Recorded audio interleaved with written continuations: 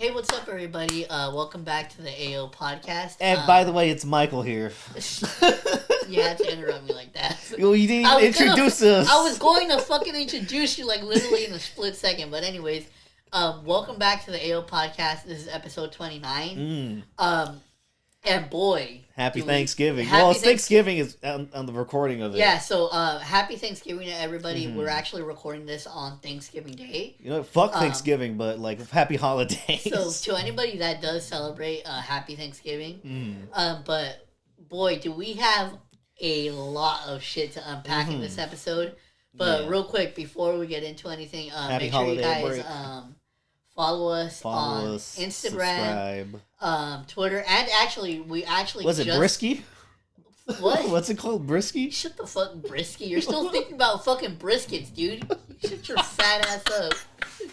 But so I just you fucking dickhead and cunt. I just recently created a Blue Sky account for the podcast. That's what it's called. Yeah, and so for those of you who don't know, Blue Sky is actually an emerging social media app that just came up, and it's basically essentially supposed to be a sort of a competitor to Twitter. Yeah. And here's the thing, real quick, my personal opinion on it is it's still kind of like early. I actually don't have one, so yeah, like, I think you should get on it. Just like basically they're just ensure your like username. Yeah. But it's kind of like I said, it's supposed to be a competitor to Twitter. And here's the thing, so it's kind of like new, and I just heard about it recently because it's been getting traction. Yeah. But my thing is, the way that I feel about it at this current stage is it's kind of giving me like Thread vibes, like when Threads was first announced and like it was about to come out and people were super hyped on Threads, but then as we saw, what happened with Threads is like a lot of people hopped on it initially, but then slowly just kind of started to die off. And so like Threads wasn't really the success that they thought it was going to be. Now, the only reason why I personally think that Blue Sky might have a chance is because, especially after the election, there are a lot of people that just straight up don't like Elon Musk. No, he's a piece of shit. So that's one of the main reasons why I could see like people gravitating towards like a Blue Sky. But again, like Twitter is I'm not calling it X. Twitter is Twitter, and it still like has that like iconic presence. Twitter is still a massive social media platform. Like it's 15 years in. So that's why it would be really hard solid for a like a new emerging social media app to try to take its place. Yeah. But like I said, I did sign up for Blue Sky. I did make an account, and I also made an account for the podcast. So if you do have a Blue Sky account, make sure you follow us. Follow that shit. But again, I said it's still very early in the stages, so I don't know what direction it will go. But I'm hoping for the best for Blue Sky. But like I said, I don't really know what way it will go. But either way, I still made an account, and I still made an account for the podcast. Yeah. And I will make an account soon, so make sure to follow that if you're listening. So follow Mike in the future whenever he makes one. Yeah. But like I said, I don't know what will happen with that, but I just made an account just kind of for like a safety net in case it does take off. But with that being said, speaking of taking off, man, this we're talking about the Drake lawsuit situation. At the moment, he's filing 2 lawsuits. This has one to UMG, one to Kendrick. No, both of them. Both are UMG. Okay. But here's the thing. Real quick, Mike, I gotta get, because unlike what happened when Family Matters dropped, and then immediately after fucking Meet the Grams dropped, and we actually hopped on the phone with each other when that happened. Well, when I finally listened to it, I had to call you. I'm like, this is actually insane. This was actually one of the moments where we actually didn't really like get in contact with each other when this thing happened. Yeah. So I have to know, what was your initial reaction when you heard this news come out? I thought it was like a fucking Onion article. I thought it was like, this is like, is he serious right now? I was like, oh, he's mad. He thinks he's like it's time to take the power back. Rage Against the Machine. It's just like this stupid egomaniac fuck. Like, you know, so and this is the type of lawsuit that's gonna just make everything look bad. So here's the thing. So not just for him, but so for, I know for that a lot of things. you mentioned that like at first when you saw it, you obviously didn't think it was real. Yeah. What were your feelings when you actually found out that it was real? I was like, this has to be the most sensitive move of all time. You can't do this while you're that deep into what is now one of the most iconic beef in probably hip hop history. You know, okay. Here's the thing. Like it's in its own status now. It's elevated in its own status now because no one expects a hip hop artist to go to a place like that. Like, no matter how you feel about the vulture like things that are happening in hip hop, it's just like it's always known going that far into like into the going into the law. It's just like, you fucking serious? Like and especially for something that you fell into yourself. Okay. Everything is his fault. So that this happened, and this is like, So ever since this news dropped, I've legit couldn't wait for us to record this episode because I have so much shit to say about No, this. because there's too much shit right now. Let me tell you, it's when crazy. I first found out, because here's the thing. So one of the worst moments. To clarify, the first news that broke was the first lawsuit that Drake filed, and that was to UMG, and it was specifically because he was. And again, real quick, just to clarify, I don't know exactly all the details of the lawsuit. Yeah. So if there are things we're not Jimmy McGill here. So like if there are things that I misconstrue, like I apologize. But I'm only going off of what I've heard other people say that have covered this. Yeah. But so essentially, what the first lawsuit was, it was directed at UMG, and not only at UMG, but it was also accusing Spotify and iHeartRadio. And essentially, what the claims were is that Drake was claiming that those companies were in cahoots, essentially, to shout out to Kahoot. Basically overinflate Kendrick Lamar's "Not Like Us" record, and they claim essentially what he's claiming is that UMG specifically, because I guess they charge a certain price to distribute like albums and records to people like Spotify and iHeartRadio for like their listeners to be able to consume. But I think what Drake is essentially claiming is that the royalty that UMG charged to Spotify and iHeartRadio, he's claiming that UMG allegedly offered the rights to that song specifically at a discount, which would help obviously the circulation of the song, because obviously if it doesn't cost as much as a typical song, Spotify and iHeartRadio are gonna pay more to have that song on their airwaves. So that's what Drake was claiming in the first initial lawsuit. Which here's the thing, real quick, I will state that even though I still personally think that it makes Drake look really fucking bad. There are if he were to let's say if he were to actually take that claim to court and actually win, there are certain things that you can't say, because since it wasn't directly at Kendrick Lamar and it was more so going at the record label, but we know what this is, though. Here's the thing. I was gonna get to that, but you could kind of see an out for Drake in this specific situation, which the stands are trying to because it's you could see where he's coming from in a way, because that is something that has existed in the music industry for a very long time. A really long time. But here's the thing.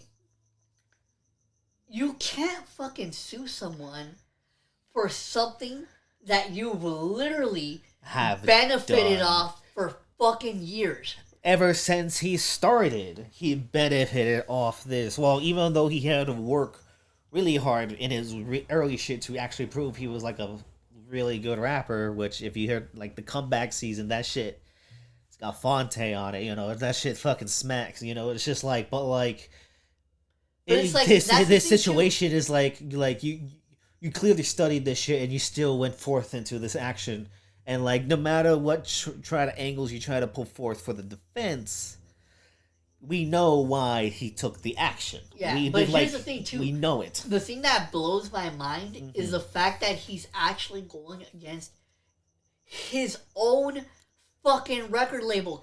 Because for those of you who don't know, Drake is signed under UMG. So it's like, bro, they own all the fucking rights to your music. Yeah. So it's like, why would you think that this would be a good move? Okay, but here, real quick, a pause on that. So that was the first initial lawsuit. Then the day after, it was revealed I was like, what? It was revealed that he filed a second fucking lawsuit. Yeah. And this one is, again, against towards UMG. But this one is for fucking defamation. Yes, and like it... The one thing with the music people were like, oh, he's like a little like a Robin Hood, but for the rich. I'm like, no, that doesn't exist. But like this second one, it's this second one that like really is like defamation. Do you know who you are, Drake? Do you know how much you've benefited from defamation alone? Are you fucking kidding me? Like I like people forget how Drake was during like that Meek Mill shit. Drake was like probably just as forefront of it now than Kendrick is now. Not even with not even with the Meek Mill shit. Like even with this fucking beef alone. This beef. Like you fucking you literally said you said Kendrick beat his wife. Yes, and that his kid wasn't his. Yeah. By his best friend too. You're going at every angle. First of all, you made fun of his mom. On the hard part, the original hard part 6. You know, which horrible. Which first of all, that proves that no ghostwriters on that track. You definitely wrote that shit. That was literally a white flag record. If I've ever heard one. That's like you might as well just not drop it at all. You really did like drop that ball there. It's just like to try to save yourself in any way, in any form. You know, you were just talking about how like he's like this relationship with Bobby Brown doesn't exist. I'm like this literal photo evidence of her on a yacht with you, like you know, it's not gonna prove anything, but it does make you look fucking horrible, you know. And it's just like, now here's the thing, everything about this angle, there's no good angle here. Okay, there's no good angle here. I want to get your opinion. Like there's no good outcome here. Sorry about that. We had a very quick interruption, and we forgot where we were. We forgot what point we were on, but getting onto the. What was going on with Drake? I think when you cut back to the edit, you're gonna be like, "Oh my!" No, yeah, I'm gonna be so pissed off when I look back on it because I'm like, "Oh, that's what we were fucking talking about." Because the last part I remember, we were at the Day Free shit, the Hard Part 6 shit. But so I think we were talking about the Hard Part 6 record specifically that Drake had dropped. That was a White Flag record, if I've ever heard one. Yes. And here's the thing. So if that first lawsuit wasn't bad enough, because here's the thing, even though I still personally think that it made Drake look really bad. Yeah. There are kind of like ways that people could spin it and say that Drake was like doing it for the benefit of the artist, because of if that were to come out about like UMG actually cutting the price on the royalties for the Not Like Us record. Mm-hmm. But here's the thing. That would have been one thing. But the fact that you filed a second fucking lawsuit for defamation specifically because of Not Like Us. Here's the thing. I just remembered what I was going to tell you before we got interrupted. Mm-hmm. So I don't know what your opinion is on this, but I want to give a quick shout out to Dead and Hip Hop because I watched their live stream that they did yesterday where they were talking about this topic, and one of them had brought this up. And even though we may have not been old enough to have experienced this firsthand, we were still alive, and we still obviously heard about it because it had a major impact on hip hop. Yeah. So when people talk about like the worst diss tracks that have ever happened, Uh-huh. a lot of people tend to point the finger at Ja Rule and Uh-huh. what 50 Cent did to his career when he came out. Now, here's the thing. We have never had a situation like this in hip hop ever. No. So, the one question that I would ask you is, would you say now with this information being public about Drake filing these 2 lawsuits, would you say that this current situation in hip hop is the worst situation that a rapper has put themselves in? Like, would you say that this is worse than Ja Rule? On a major mainstream situation, here's the thing about Ja Rule. He did fuck that beef up, and it did leave an impression on his career forever. But, one, he didn't, like... First of all, internet wasn't what it is now, so that's also a major factor. Yeah. So that's also a major factor into this context. And not only that, Ja Rule was still, he came from an era of like physical media still, so like he still has royalties to that stuff, and to the labels that he connected that still get him money. This legit might like fuck up Drake financially in the hasty long run. And not only that, this is such like Ja Rule didn't do this, Logic didn't do this, Royce the 5'9" did. Like nobody who lost like a major beef like this, like, didn't do anything. Have there been worse outcomes of other ways? Other things have ended? Yes. But this, like, will have, like, a lasting impact on, like the label situations, and even, like, federal law, like, real life type shit. You telling me you're filing 2 lawsuits and trying to use lyrics to try to... for your advantage to try to win a situation, while Young Thug, he's literally trying to do a fucking RICO case. Yeah, a Young Thug case that made sure that tried its hardest to use lyrics as defamation, but couldn't. This has long lasting effects on certain rappers and their images. You're fucking up people's lives, whether you're knowing it or not, in the long run, because of your selfishness. Here's the thing. This is legit gonna fuck up some shit. Here's the thing that's the most crazy to me about this entire situation, is that ever since this beef has happened, every single move that Drake has made has literally proven not only Kendrick's point about him, about the type of person that he is, but literally everybody else that has speculated this shit about Drake for years is now, it's literally coming to the forefront, and people are literally seeing it for what it is. How we see it is how Kendrick saw him. Because here's the thing, if you flash forward back to like a few years when the fucking Pusha T shit happened, this was the same motherfucker that was on, I believe, LeBron James' show, where he was doing an interview post-beef, and he was literally talking about, he was literally on there crying about how, like, he thought Pusha T went too far when he said that shit about 40. Yeah. And so it's like... It was fucked up. it was fucked up, but it's like still, we literally came from a culture where was it JC? It was Jay-Z that said about the condom and the baby. Yeah, baby we seat, come right? from like Tupac saying, making sure the sickle cell shit, the shit about Biggie's kids, I fucked your wife. I fuck, that's how he starts off. Imagine Kendrick was like, I fucked your mom, Yeah, like, here's the thing, like imagine so that, we come, like, even though we weren't, like I said, we weren't really of age then. The generation after us, like... But we still come from that fucking culture, because that's the shit that we were raised on. It was from a generation before us, so we saw, like, the outcomes of all that shit. And so it's like, we literally see this like, the outcomes of this thing will probably be insane for the next generation. Like, we literally saw this dude insane. Try to rewrite the rules of hip-hop culture in that instance, and it's literally happening again. It's like... It's some colonizer shit. It's some colonizer shit. Because here's the thing, here's the thing. The only reason why I'm not this mad at the situation is because I genuinely don't think that this situation will ever make it to court, just because I think the record labels are too fucking powerful. Yeah. But here's the thing. But there's always a chance that could make it to court. That's the problem. But here's the thing that pisses me off about it.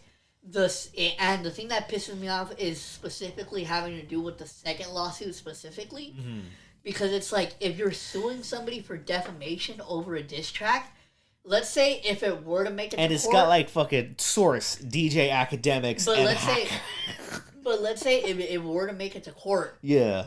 and Drake were to somehow win that case, Uh-huh. that would literally change the way that diss tracks were made forever.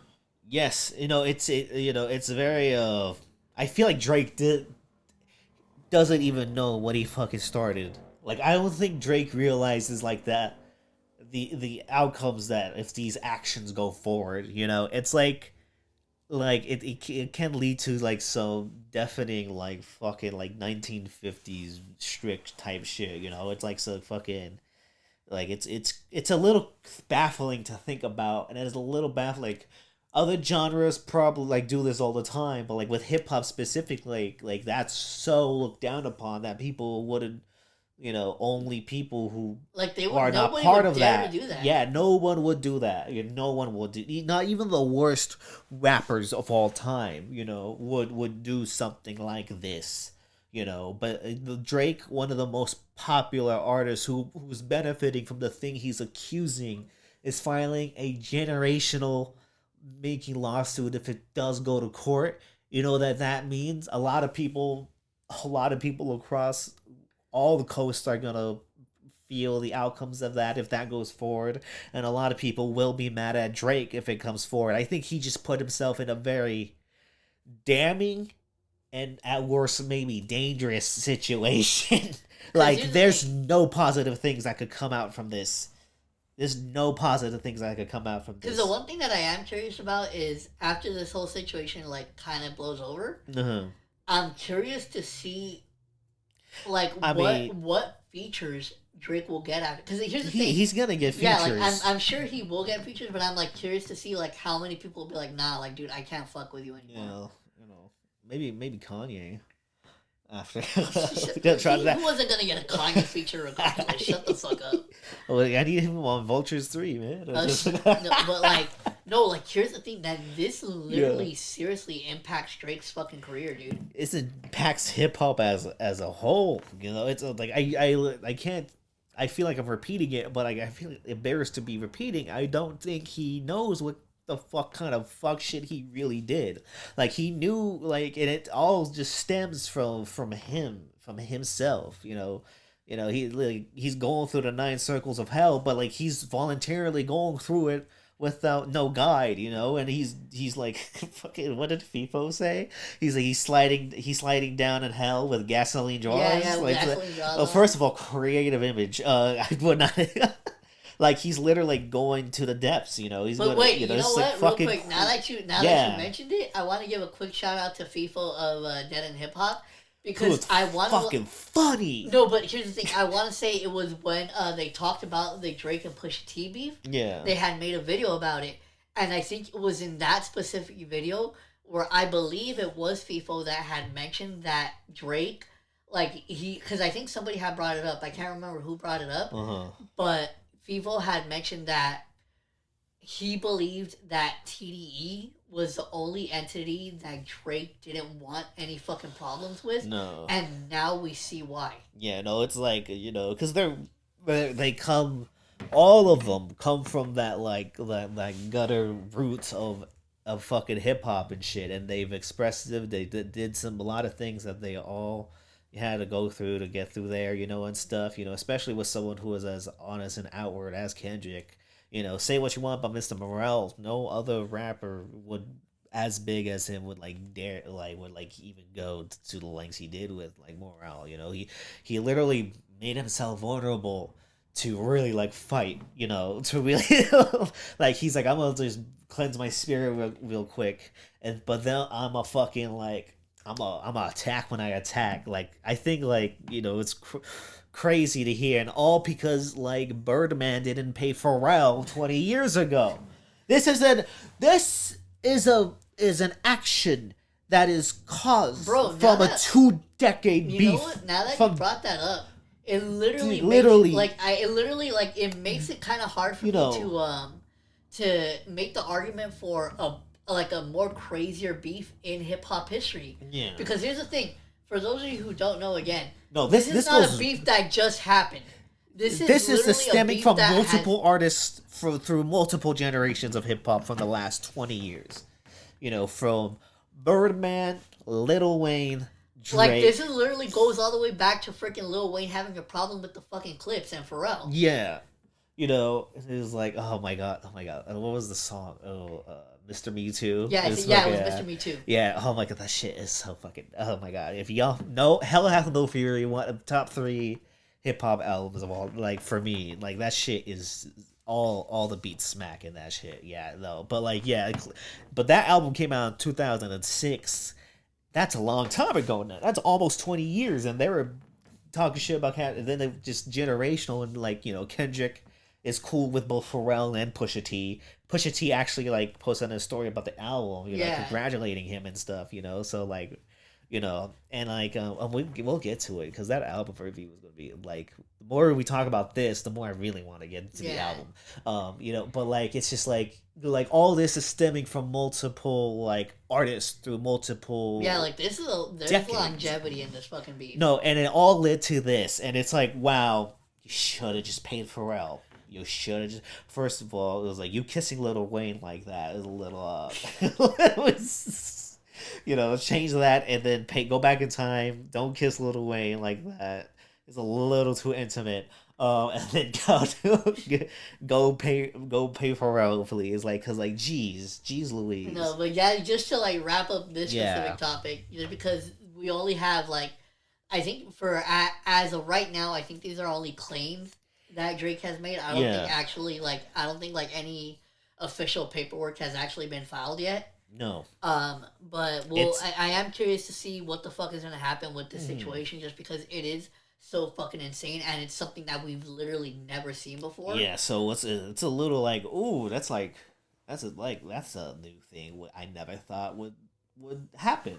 I never thought even like how the Drake's bitch made decisions throughout the years and his like weirdness and his creepiness we've all seen and documented. You know, I don't think any of us would ever see him, because rappers have like done piece of shit things too. There's been piece of shit rappers, you know, and it's just like but like to go to this to the law like that and to really like shake shit down in a really not good way, because this doesn't benefit like anybody. No up and coming artists, no new artists, all even older and classic artists are like also in jeopardy of this.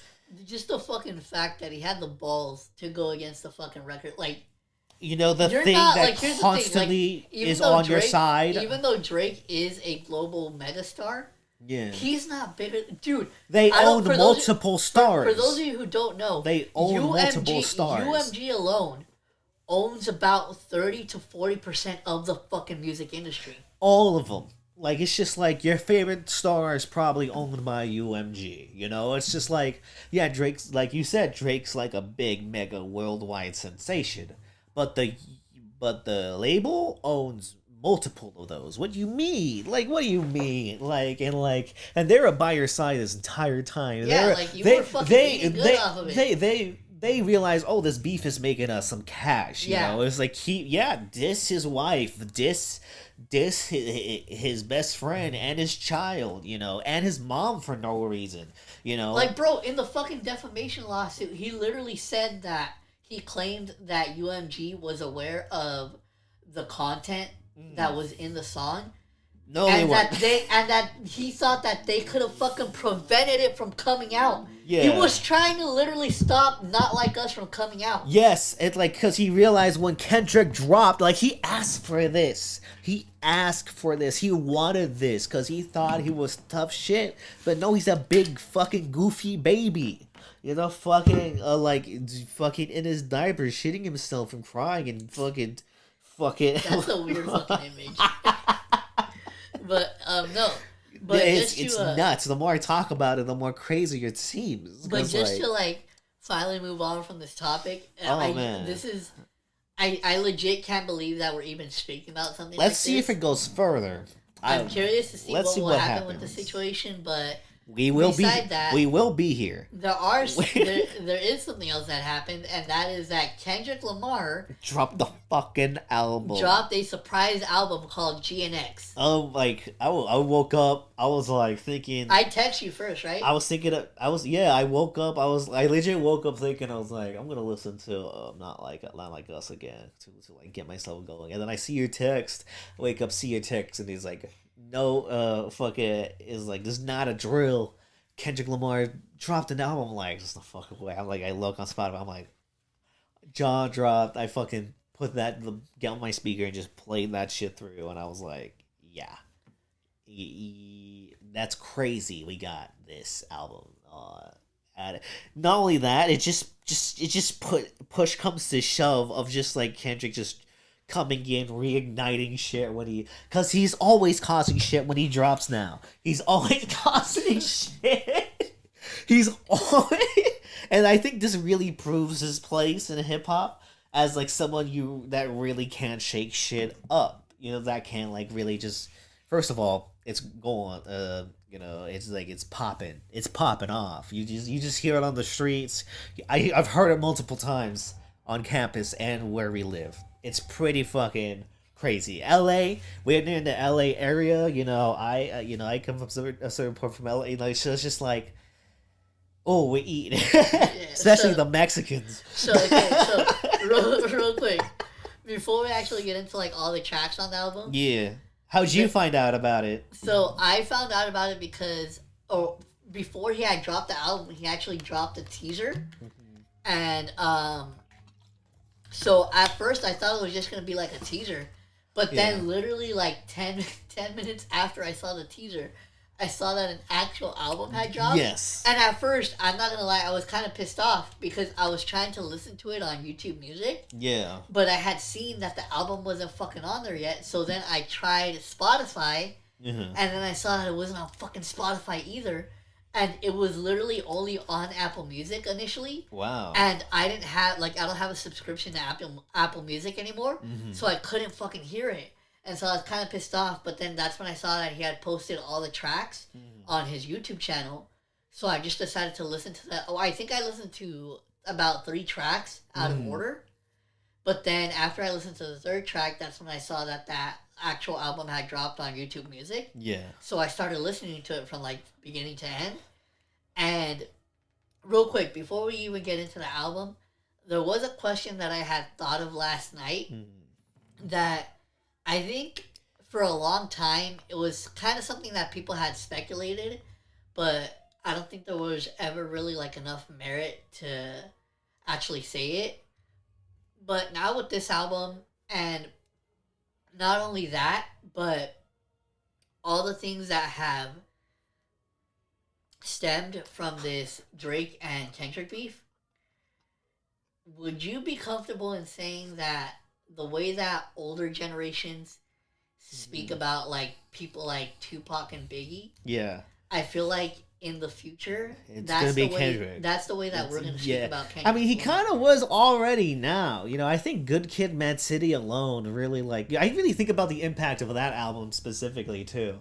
Like that really for such a what a refresher to hip hop at the time. That legit shit changed shit, and then you got To Pimp a Butterfly after, and damn, and that 3 album run alone is that really impacted mid 2010s hip hop for dude. I remember when freaking To Pimp a Butterfly come out. I had that shit on repeat. You know what's fucked up? That's gonna in March. It's gonna turn 10 years old. Damn, dude. We were in high school. I remember when I first heard it, I'm like, oh. Bro, I still remember I had to listen to that shit on my sister's iPod. Yeah, though it's just that, but that, looking back at it, we Kendrick fans already considered that around that time during that 3 album run. But I think when he came back with Mr. Morale, people, it was a very divisive album, but it was a very honest album. That's what I always commended for. There's honesty, I feel in there, that though I was like, okay, you could have just shut the fuck up about that. But the other stuff, but was but it's still a fucking amazing album. but like, I think people were like, oh, he got soft, he doesn't want to make shit like mainstream like that anymore, even though Mr. Morale, despite the content of it, was like still like making numbers and like made a very amazing tour. By the way, I went to see one of the performances in the Mr. Morale tour. That shit is fucking amazing. And then like he comes back 2 years later with this beef that he started. Like, he was like, alright, I'm done with the therapy, it's time to get mad. And then just within the past few months, I love how literally it was started because like fuck all that unity shit. I know, it was like I'm coming in with them. It was like I'm healed again, but I can also still be negative as fuck, but in a healing way. That's what I fucking love. And then within like after the beef with Not Like Us, the pop out, the announcement of like him playing the Super Bowl, which I got him really mad. And with people got people mad, which made him mad, cause on his Instagram post, he posted like a post about the GNX back in March of this year. So he probably already had plans of making this album and shit. And like he was like, all right, I'm coming back. I'm gonna come in hip hop type shit on this fucking track and shit. I still got hate towards him, but I'm gonna keep it hip hop. He comes in, Drake does what he does and fucks the entire shit up, and Kendrick's actually mad, which causes a fucking big domino effect. Of now we're here with a surprise Kendrick album, real quick, which he probably was gonna make anyway, but like is really amplified by the beef itself. Ask you. I think one important question that a lot of people have been asking is, do you believe that let's say if this Drake beef had never happened, do you think that we would have ever gotten like this type of sound from Kendrick Lamar? Yeah, I think so. I think because it feels like Kendrick's both very planned ahead, but also is able to improvise and rewrite shit within like a quick span of time. So like he was probably working on that album in March with Soundwave, co-produced all the album by Soundwave, and Jack Antonoff, which trips me the fuck out. Yeah, it's like, wow, he really gives Taylor the shitty music, and like, cause this shit fucking slaps. I remember I saw somebody tweeted though, like, man, Jack Antonoff really needs to ditch those sad white girl beats.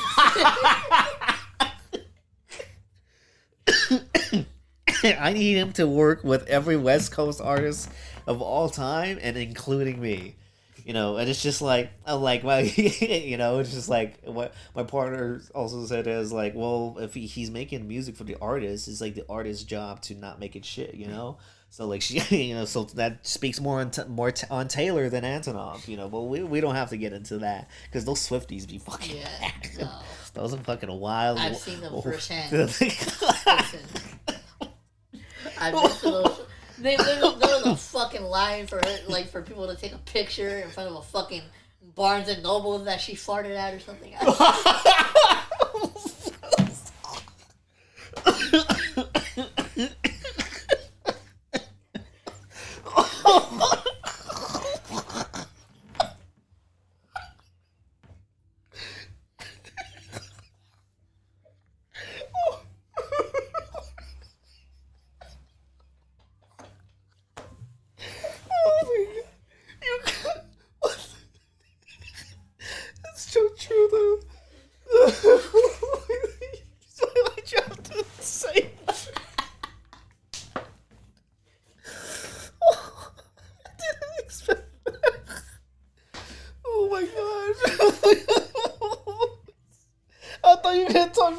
One time Swifties went after you for a tweet you tweeted or something.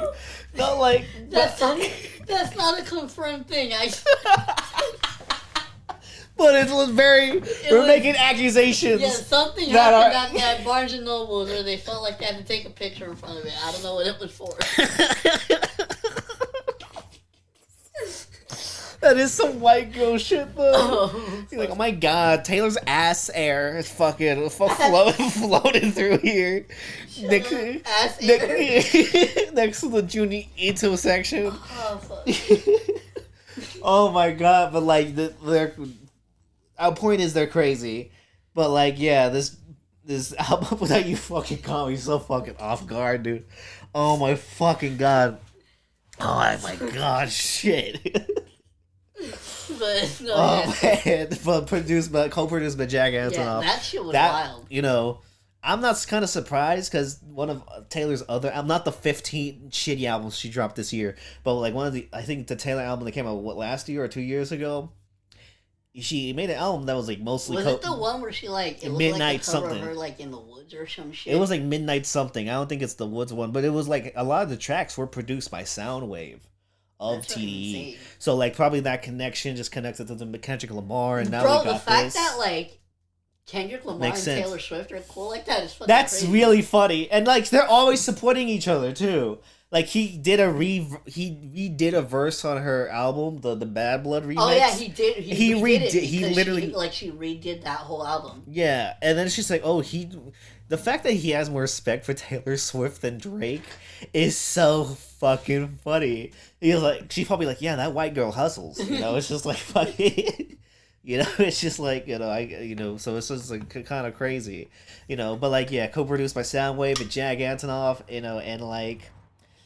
Nah, all this shit bangers. All right, so let's all get this into shit. it. Each track, first of all, one of the greatest Kendrick openers. Yeah, so since, Whacked Out like Murals. Damn or To Pimp a Butterfly. Oh, So we got Whacked Out Murals, first track. Oh my god, there's so much shit in this first track. First of all, Angry Kendrick is so fucking amazing to hear. I'm glad because we've heard bits and pieces of Kendrick being angry, but like it was very like we know he was angry at, but he didn't really say it. Like he was like that intimidating bully that like will fuck you up, but you kind of don't want but he doesn't say it.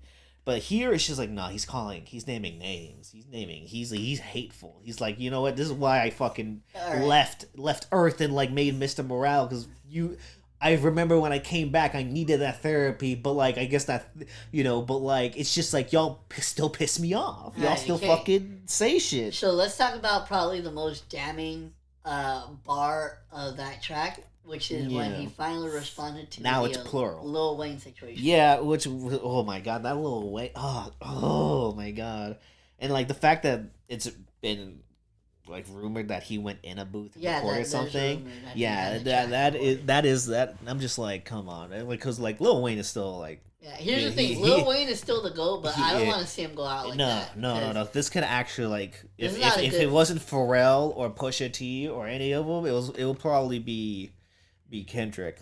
Because this is not a good. Because here's the thing, a lot of people and some people have pointed this out. While Lil Wayne might be a great rapper. He's not necessarily a battle rapper. Yeah. So I don't. He just has amazing bars. So I really don't think he should. Get more camel toes than them Arabs. Imagine that. Like, I don't want to hear that shit in a song. It's fire, but I don't want to hear that shit in like a Kendrick diss track. Like or any of the million other bars Wayne has said that are very, very, very questionable. Because here's the thing, the thing that like I feel like puts not only Drake but also Lil Wayne at a disadvantage when it comes to people like Kendrick is whereas there's a shit ton of criticisms that you can make for both Drake and Lil Wayne just based off some of the actions that they've made like throughout their career. You can't really say the same thing for Kendrick necessarily because he hasn't really been in the industry like that.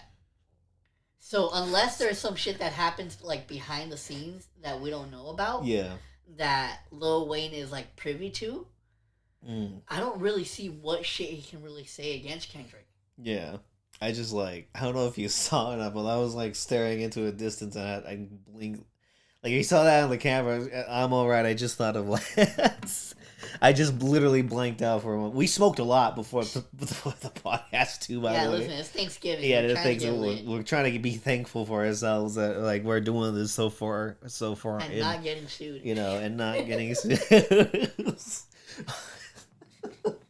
Fucking like the Canadian podcasters. Oh my god!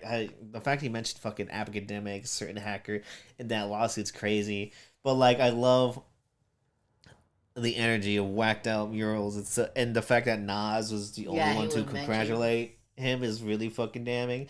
Fucking Snoop's tweet was after like Oh what yeah, he mentioned. He was like, the edibles. he was like, it was the edibles. Kendrick, my bad. He's like, you are the GOAT. You know, I'm like, good on Snoop. Good on Snoop.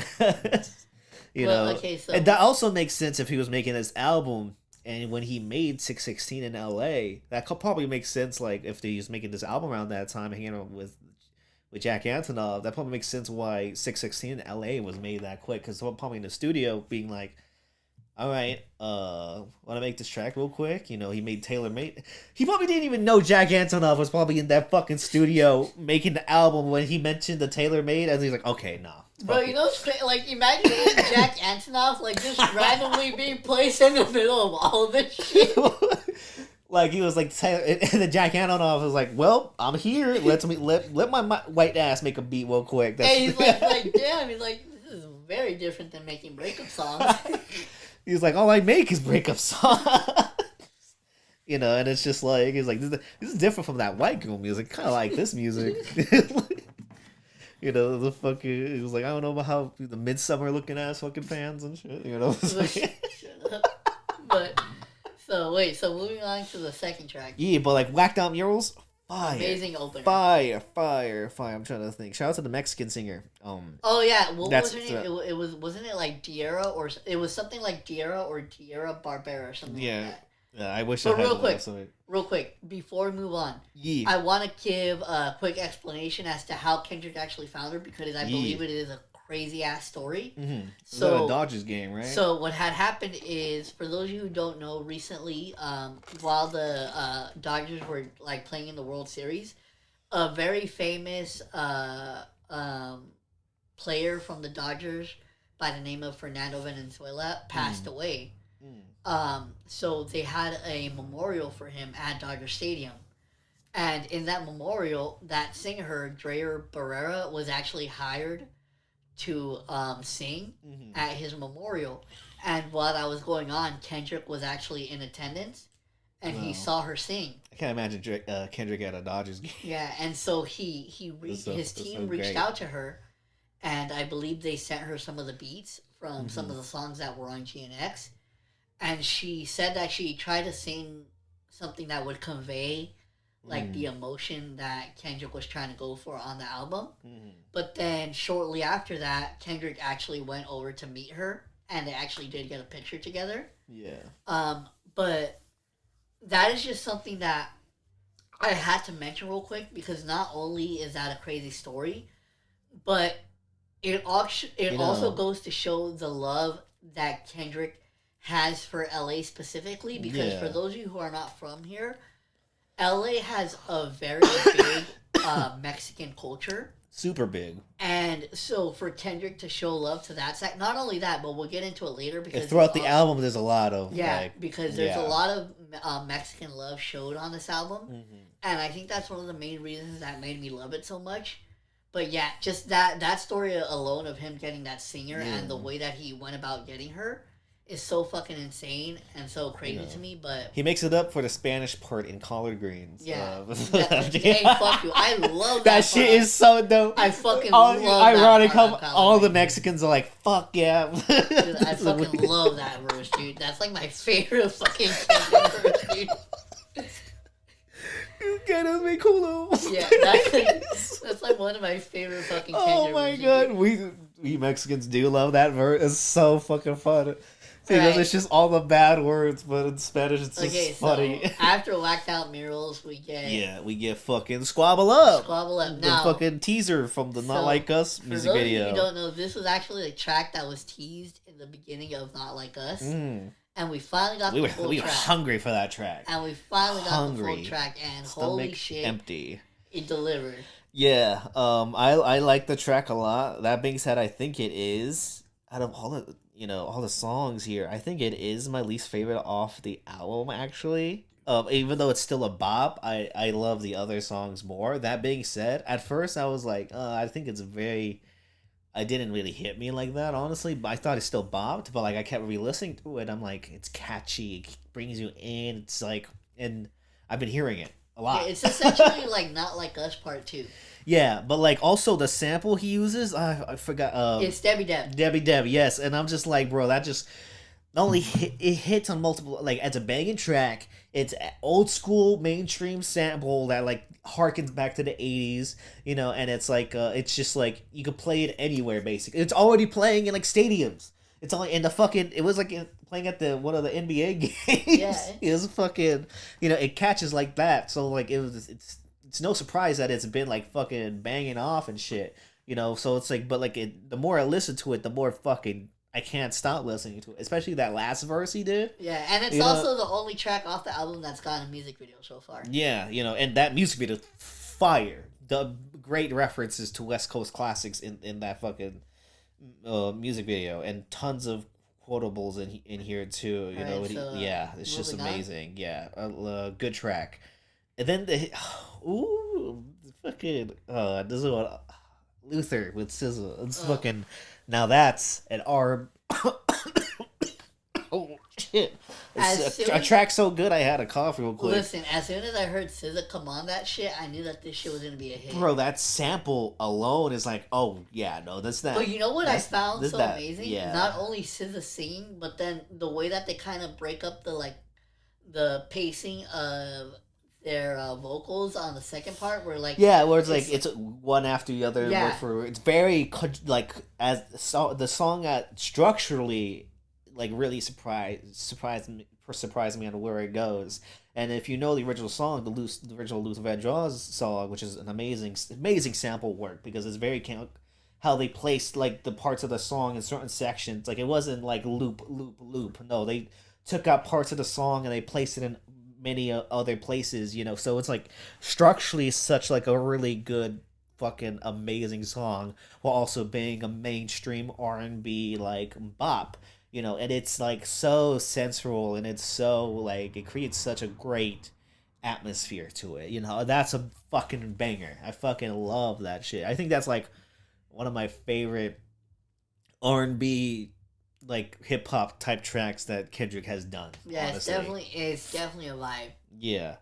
And then one mic type shit, man at the Garden. Oh man, he deserves it all. Okay, so this he deserves it all. This actually samples Nas's one mic. Yeah, banger song, but it's still amazing album. Honestly, for me, the thing that made that song for me was the third verse, especially the way he ends it when he's like, "Oh, like tell me why you deserve the greatest of all time, motherfucker." Mm-hmm. Like that shit just fucking hits. Yeah, no, it's because like it really details like Kendrick's actual feeling to all of this. He's like he's worked so hard for it. Like he feels like he's worked so hard for this, and for him to look at somebody like Drake who really like leeches off this shit that he had to fight for. Like I think it explains like that mentality of it of like, and also it's like a motivational song. Is because like I feel like it's okay to feel like you deserve this shit you worked for when you work so hard for it, So I think it reveals that side of Kendrick of why he does why he did the things he did this year. So yeah, amazing fucking song with that, yeah. And then the fucking Hey Now. Hey, oh my god, first of all, the way he starts off is like, okay, Kendrick, get out of my ear. When he's like, damn, baby. I'm like, get on me. I'm not a white girl. Get away from me. I can't believe you fucking said that. You're stupid. I love Kendrick, but like... Kind of like fucking white bitch type shit. Fuck you. It's like the damn near the only thing that can relate to you. Ancestors watching me fuck like it's retaliation. The fact that that's the only Kendrick bar I can relate to in my life. Oh my god.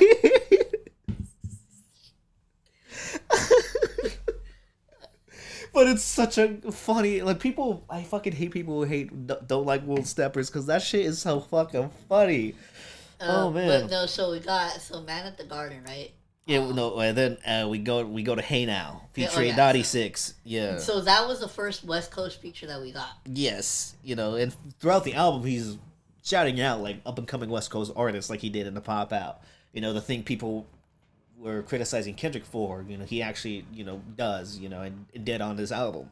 And it's like the way he flows on here, the beat is nice as yeah, like fuck. the way that he even comes in, like when he's like, "Who I feel like Joker," and he's like Harley Quinn in the cut with a blower. Yeah, like that's fucking dope. Eeny, meeny, miny, mo, tag a fucker by a toe. I'm like, ooh, shit. Like it's so straight and so fucking gutter, but it's so smooth. But yeah, Hey Now with featuring Dottie Six is fucking dope, really fucking dope. And the way it ends too, very climactic and stuff. And that's the song with the Rosecrans singing part in it. No, is not that one. Wait. Was yeah, like I think so. Rosecrans, like does. that whole melody. Yeah, it does because that's after that. That's when Dodie Six comes in. Yeah. Okay. Yeah. No. Yeah. It's just banger song. And then after that is one of my favorites on the album is Reincarnated, with the Pac gang related sample. As soon as I heard that fucking piano come in, I was like, I know what the fuck he's gonna do. I know. And then the way, because that's one of my favorite Kendrick songs in a while too, because it's just like so, the concept of, he's going with a more Pac flow, but the storytelling is so there when he talks about like being a guitarist in the 40s, which is alluding to Billie Holiday, which is alluding to Whitney Houston, and how like the devil is like always reincarnated within the demons of these artists. And now like the last verse is him being like, I'm Kendrick Lamar now, this is the devil, this is the artist I'm in. And then like he's talking to God about how he just like, how he feels about it. Like it's just like, and then the so fucking reveal spiritual at the end when he's like, oh, like I rewrote the devil's story just to take our power back. Yeah, that shit was fucking I was just like, wow, like that. One of the most powerful last lines I think I've heard Kendrick say. It's like that said like to pimp a butterfly, like introspective creativeness. It's like very spiritual. Like it's very like it tackles like one of, even though like it's from different perspectives, you feel like, oh, I'm still all these people. Like I'm just reincarnated, to tell these stories, and including the devil's himself. I'll rewrite the devil's story. I don't give a fuck. I'll go there, and that spiritual level, and it's like, that's a, and I was here and there, like I'm always on like some Pac shit on my phone, like Me Against the World is like one of my favorite hip hop albums, so like that's like that raw, like fucking Pac that I really fucking love, and I feel like Kendrick really embodied that too. And then especially the way that he was flowing on the first verse, like that was literally a Pac flow. Yeah, no, it's just like all of this is Pac. Like the instrumental, obviously, it's from the gang related soundtrack, one of his last movies. So like it's like he did a deep cut. He sampled a deep cut, but that deep cut, oh my god, that's fucking but that's amazing. The thing that's wild beat about it, dude. Like Jack Antonoff produced this. I didn't even know I actually didn't even know about the original track. Yeah. But just instinctually when I heard it, I knew that was a Tupac beat. It's so Pac. Like only someone like Pac would have wrapped around these keys and like those beat drops, and like Jack Antonoff and Soundwave, they fucking laced the fuck out of this shit, Amazing storytelling song. Fucking one of my favorites on the album. And the next one is one of the biggest bangers this year and next year, because this shit is gonna be played at the fucking bowl. The TV Off, featuring Lefty Gunplay. Shout out to Lefty Gunplay, by the way. He's fucking dope. Yeah, he only says 4 words and he repeats them, and they're all and it's the best, catchiest things I've ever heard. Like it's literally, like I said, it's like 4 basic words, but it's so scary, fucking spooky. Dope. It's so fucking dope. fucking hilarious. Oh my god, that shit is gonna. So for those of you who don't know, this has not only become probably one of the biggest bangers from the album, one of the biggest memes of the year. It created one of the biggest memes of the year because of fucking Mustard. I know. DreamWorks was fucking making memes out of this. Who the fuck is the company that makes the actual mustard? They fucking reposted it. Like, when you have the motherfuckers that actually make mustard. McDonald's was like fucking doing the memes and shit. Nah, man, that's fucking nuts. It's like, can't believe DreamWorks was fucking actually using the Shrek at it. It's fine. And like the first beat, fire, and like he comes in, give them what they asked for. Fucking, oh my god.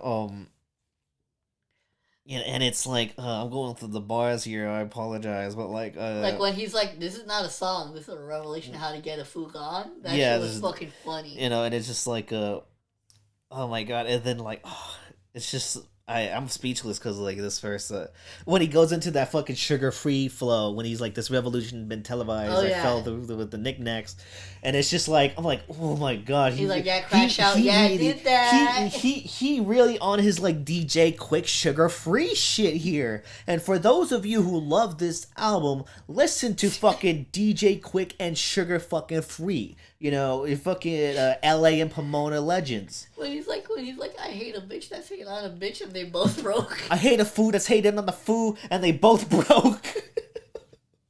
Oh no, it's I hate a bitch that's hating on a bitch, and they both hoes, and they both. Like, I hate a dude that's hating on a dude, and they both. Oh yeah, I was just like, I'm like, oh my god, I was like, this is one of the funniest because it's true, and you, low key, I feel like he was talking to me. I'm like, alright, just cause I'm broke, and like the other person I hate isn't broke, doesn't mean like Kendrick, you need to go, you need to calm down.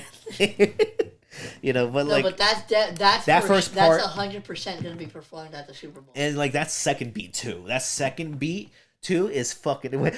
I cut my granny off and shit. See how I see it. I'm like this. I love West Coast fucking insults too. He was very West Coast on his album as like, that disrespectful funny shit. Like we always be saying the wildest shit, including on this podcast. So it's just like. Oh my god, turn the TV off, oh, the crazy chorus, amazing way to go out on a song, amazing beat, one of probably his biggest bangers, honestly. And then after that, we get one of the smoothest shits and one of my favorite shits on the album, Dodger Blue. Yeah, that's actually a sleeper, like a lot of people had slept on that track initially. I see a lot of people praising it now. A lot of people are liking it now. I'm just like, oh my god, because it has such like an 80s. You know what's the thing that I fucking loved about it when they go into the bridge and like it's the mix of all the different features on there where it's like at one point you hear Roddy, but then at the other point it's like Wale the Sensei. That shit was fucking dope. That the way he used Roddy Ricch for like 4 seconds, and he was fucking amazing in it for those 4 seconds, and it's such a like it feels like a classic 80s vibe. Like you drive on the night to I've been playing this is one of my favorite. Also it feels like a Dodger Blue Mexican type shit. It's like I feel like there's just a lot of like LA love, including like that the other sections of LA and like that make LA and stuff. So I feel like Dodger Blue is you get the sound from the title. It just feels like good for me or for us. It feels like nostalgic in a way. It feels like an 80s like classic bop. You know what I mean? Yeah. It feels like a classic.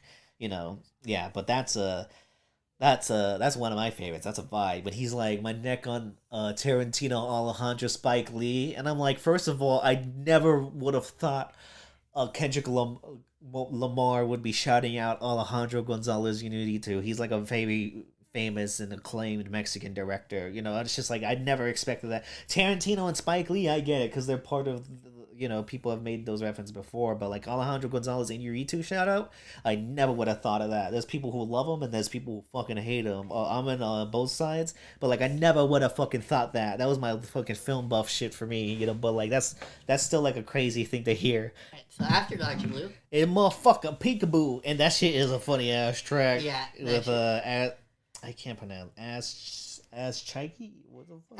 I think it's like as I'm gonna get butchered. I'm so sorry. Yeah, but shout out to him. Yeah, shout out to him. Yeah, I can't because I've heard people like pronounce it correctly, but I just can't remember at the moment how it's said. It's such a funny little troll track. It's not like the most like. Yeah, fucking, what they talk about. They talk about. They talk about that. You fucking. It's such like a funny fucking definitely like a funny West Coast like type of troll type shit. But like he's bing bop boom boom boom bop bam. The type of shit I don't even understand. And that's actually a fucking reference. Look to a fucking the rap battle parody, which is iconic. Yeah. For our that's a Gen Z type of meme, but that's very iconic to us. So that's kind of fucking. But it's also so out of fucking. This comes from Kendrick Lamar. The fact that he's like being like the fact that he even referenced that is fucking hilarious. I'm just like spooky every day in October. Yeah. The way his delivery on here is so fucking entertaining and funny, and when the other rapper is like for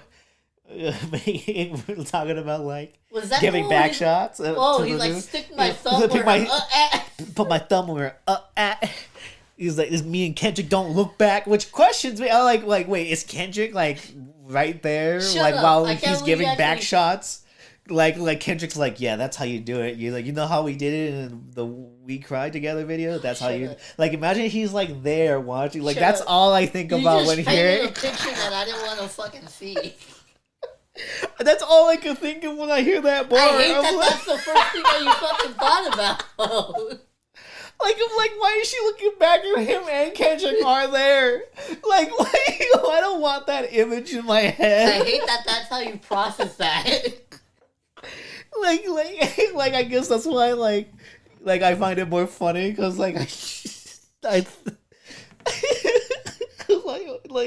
hate that I have to think that now, because he said it in certain ways that made me interpret it in certain things.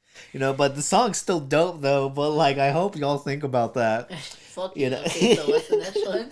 Wait, the hard part 6. Okay, so the hard part 6.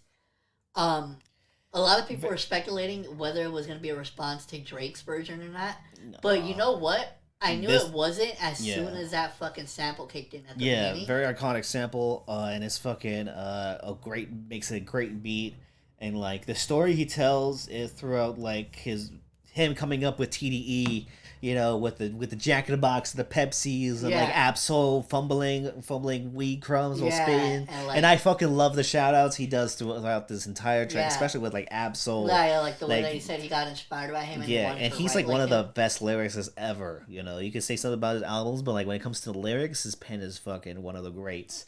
And it's like, you can see a lot of like Absol influence in Kendrick, and it's just like him talking about that, TDE, J-Rock, seeing him trying to get signed, and this is so back in the day. Schoolboy Q didn't even fucking rap. I didn't even know that. Yeah, no, he was, it was Kendrick and all of them that like really convinced Schoolboy Q to rap, who is like, this year he dropped one of the best hip-hop albums of the year for, it's just like, him giving all these flowers to his boys, it's just like, it's really like nice to see, because there was just so much speculation of them just being broken up, and he even admits like, Black Hippie didn't work because of me. I was just not interested.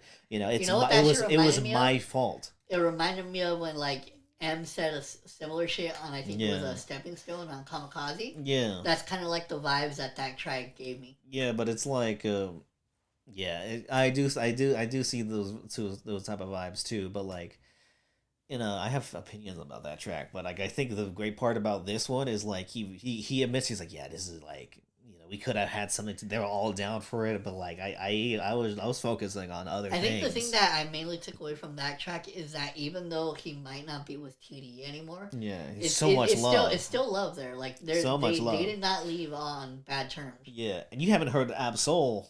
No, I have not. Oh man, I was gonna spoil something about the last track, but like, there's a Kendrick shout out. There's a Kendrick shout out in it, and it's like fucking one of the greatest. You'll know when you hear it, but like one of the greatest shout outs in a way that I've ever heard. But like, the heart is like a very warming track about him. Like, okay, like as much as I love this rapping shit, I kind of want to like do shit on my own too, like as an exec, which leads to like his motivations and from the roots, from the way the fuck back then. Kendrick talks about being homeless, leaving his home and stuff, because he didn't like the way there's certain things was going on, was How Could It Kill? Like, it was a very introspective and honest and very revealing track, which honestly there's not really much to say, or else I'll say too much. It's just like a very really soothing, warming, like vulnerable track from Kendrick, and is a really good addition to the Heart series, and also is a bop. Yeah, like it sounds so good. All right, and then the next one, GNX. All right, so this one featuring Peso. So this one was Young Threat and Hidda J3. So this was the title track of the album, and initially when this track came on, the beat, I thought that beat sounded like a broken NES game. Like, it was super, it was a super odd and distorted beat. Yeah. Jack Antonoff produced that. But then when you find out like what Kendrick was doing is he was actually kind of doing like a mini like kind of West Coast cipher in a way. Yes. Where he was featuring all these West Coast artists that we may have not necessarily ever heard of. Yeah. And I gotta say, man, like at least for me, I think all of them really did their thing. If I gotta say, I think my favorite was probably Hidda J3's verse. Yeah. Like I just thought that whole pocket when he got him when he was flowing like butter. The back and forth with Kendrick when he was like 13, I was up at Avalon catching phases. Yeah. 14, and then he like kind of went into that like that. Who said who playing who's saying? I'm like ooh like okay. And it's just like very. He got like he's definitely like the best feature honestly when it comes to the rapping, but I think the best feature on this album for me and once you get used to the beat because I think it does take get a little used to it. You see what you see what it's doing, especially how different it sounds it's like not a throughout the song at all. And then Peso did this thing with the opening too. You know, like very shout out to the Mexicans. You know, Red Rum, all I see when I see head comes, like that shit was crazy. Yeah, it's fucking wild fucking line, and it's just fucking, and then fucking the one that made me laugh the most, honestly, is the fucking a Young Threat at the end. First of all, the beat basically disappears. Yeah, like it was mostly, except of the reverse switches. You know, so I thought that was still really experimental. Like, it was a very fucking unique flow, for sure. And then, like, not only that, his bars maybe so like, because it's just like it sounds like while he's recording, he's like about to rob somebody. Yeah, he's like fucking sneaking through. When he fucking said they want rock star bitches, I think they want Lizzie McGuire. I was like, what is that? Like damn! I never thought I would get a fucking Lizzie McGuire reference in a fucking Kendrick album. And then like he sounds like he fucking like sneaking up on you and shit while he's recording, so you just like look back and shit. Oh my god! Like I thought his verse is funny. Like I found the song now. I think the song now is very entertaining. You know, but there's not much to it. It's still one of my least favorite songs off the album, honestly. But it's still like extremely entertaining to me. But then we get to Gloria. With SZA, great ender with a storytelling track. And so it's just like it essentially like it does that thing that we've known a lot of artists to do, and the one main artist that I could really compare it to because I know that he's the one that's done it the most is Eminem. Yeah, where he does these tracks where he talks about his relationship with, for the most part, it's drugs. Yeah. But he frames it as to where it's like an actual relationship with a girl. Yeah. And Kendrick did the same thing, except this was literally him talking about his pen. Yeah. And like basically all the demons that come with it. Yeah, like basically all the things that have like he's gone through and how he's used his pen and writing to essentially deal with everything. Yeah. You know, and it's like such a to me I don't have a lot of things I think it's a good closer. Also, you know what I will say? I love the way that SZA comes in at the end she's like, SZA killed when all he's her like, my features saint and my sin, I love my bitch because that bitch is my pen, and then like she immediately with Gloria, and then she's like, I want to take you to like Jesus Christ. Yeah, like, no, it's very soothing. It's very what a good uplifting like uplifting like closer to the album, and it's like great, sounds great. SZA's amazing on it. Kendrick is very like the storytelling he paints like about the pain that has been caused by the pen. Amazing. I think is like I don't have much to say except that album 44 minutes 12 songs flows quick. You're able to replay it and replay it and replay it. You know there's you know, sure, there's songs I like more than others, but there's not like a slack on here. Yeah. Like it's even with the things I don't like about the album that much, like they kind of just flow by. Like I kind of just forget about them once like the things I like come in, you know. So it's just like, yeah, no, a surprise album for a non-conceptual album, one of his first in a very long time. And for him to just bring in fucking bops, yeah, no, he did the best job anyone could do, and it brings back conversations, it brings hype to the Super Bowl, it brings hype for the world tour he's gonna do next year.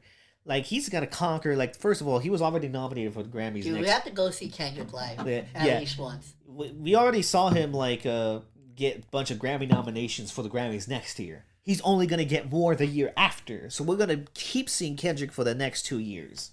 Well, and this is what Drake wanted, and I think I give this album right now like if I had to rate it like a 9.5 for me personally, like it just flows right through. This is a job. Yeah, I think amazing. Honestly, I would be similar. I would give it a 9 out of 10 just because I think out of all the recent Kendrick albums, this one has probably been the one that has the most replayability value for me. You know, although there's heavy shit in it, is like vulnerable shit in it. It's like I think he got the heavy shit. Like, and also, I'm not gonna lie, I will admit that I am also kind of biased just because like the fucking West Coast sound is so heavy on this album. Yeah, and that's the sound that I just really love. We love that shit here. We love that shit here. So like, yeah, and you bet, like we've been playing it nonstop, and it's like there's other albums I love, just Kendrick more because it's just other Kendrick albums. You're comparing them is crazy. People have different lists of favorite Kendrick albums. So it's just like, and I wouldn't be surprised if this album is like what a lot of people's favorite, just because it's like just straightforward and just full of bangers. So yeah. I love this album. I'm gonna keep replaying this album, and you will too within the next 2 years. Yeah, but like, I love this album. Glad we got it. Crazy year for hip hop. Yeah, like crazy year for West Coast on it. From Tyler to Vince to Schoolboy Q. Oh my god, Ab-Soul. Like Jesus Christ. Like the fact that the West Coast sound is back on the forefront is fucking insane. Yeah, this is some like early '90s shit. Where it's like, whoa, what the fuck? Like holy shit. Like holy shit. Yeah, no. But no, yeah, definitely good. An insane moment in hip hop. Like the fact that we're even living through this is just fucking wild. Yeah, and who knows? We still got December, so let's see what Drake does. So we'll follow up on all this shit that's going on because obviously it's not over. Yeah. So we'll report back with any updates on anything that goes on, but that's gonna be it for our review. And yeah, do you want to do the random generator real quick? Oh yeah. So okay. So real quick, before we hop out of this episode, we'll pop out and show. I just wanted to say we were thinking about doing a new feature on the podcast, and this kind of stemmed from us seeing how even though we were going through hell, me specifically, when we reviewed that fucking Eminem album, it still made for amazing fucking content. Yes. So I kind of got the idea of why not do a bad album roulette. And essentially what this means is that me and Mike both chose 3 different albums that we just heard are really bad that we haven't actually listened to yet. And I'm going to I have them in a random generator right now on my phone. Yeah. And what I'm going to do is I'm going to spin the wheel right now, and I'm going to see whatever album it lands on, that's the album that me and Mike are going to have to review for the next episode. Yeah, so real quick, let me pull this up and let me tell you all the albums that I got. Do you want to tell them the choices first, or do you just want to do it? Yeah, I'll tell them the choices. All right, so... Yeah, some bad choices here, honestly. I don't want to listen to any of these albums. Okay, so first off, we got Ice Spice's Like, which is our first album. We have... Something I never would have wanted to hear. We have Chance the Rapper, The Big Day. One of the biggest iconic flops within the last 5 years. We have the Jack Harlow album, Come Home, The Kids Miss That's You. an awful album I picked. Logic, Confessions of a Dangerous Mind. Oh, Jesus. These albums just get worse as I'm fucking saying them. And then finally, we have... then we have the Green Day album. I hope we don't get that one. I hope we don't get... I'd rather listen to any of the other ones. And then, so finally, we have MGK Binge, which was your selection. Oh, mine was the Green Day one. I think the MGK one. And you picked the Jack Harlow one. Because we both had. I picked Conventions of the Dangerous Man because you picked one of his other albums. I'm like, you know what we should do? That other album. Yeah, because I had originally picked Jackman. Yeah, and I heard that album wasn't that bad. I'm like, you know what? Come to yourself, yeah. So without further ado, I'm about to spin the wheel, and whichever album it lands on, that's the album that me and Mike are going to have to listen to and review for the next Please, just get it over with. Get it. Oh. Fuck. So we're going to be, on the next episode, I fucking hate you, Mike. We're going to be reviewing MGK's Big.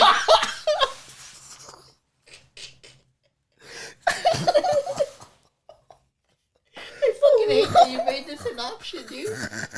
Now we have to fucking do it.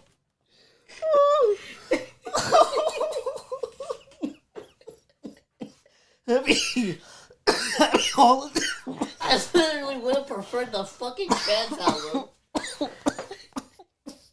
Actually, fucking any album besides. No, man, you didn't want to listen to that Green Day album. You did not want to listen to that. Well, oh man. Alright, so. Oh, next episode. You heard it oh first. no! Oh, I just realized what I did. Next episode will be. Follow us. Likes and subscribe. Follow us on Spotify. Listen to us on Spotify, Apple Podcasts, and then subscribe on YouTube, and then follow us on Instagram, Twitter, Blue Whiskey, Blue Sky, and then TikTok now also. Yeah, we got TikTok, so follow that shit. And follow us on Instagram and Twitter. And so links for that will be down in the description. And now before we get out of here, we're gonna give you guys our recommendations. Oh yeah. So I've just been listening to the Kendrick count. So real quick, my recommendation is actually going to be by an artist by the name of... Hold on, let me see right here real quick. Want me to go first? Yeah. I'll go first.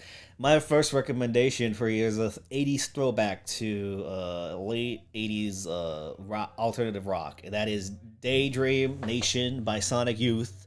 A classic rock album. I've been listening to that a lot, and I think if you really want that experimentative alternative rock that really shook new ground in the late 80s, that is my pick. Sonic Youth, Daydream Nation. Fucking banger fucking album. Fucking amazing album. So my pick is actually going to be... It's going to be a little odd because it's not the actual track itself. It's actually the slowed version of the track. Uh-huh.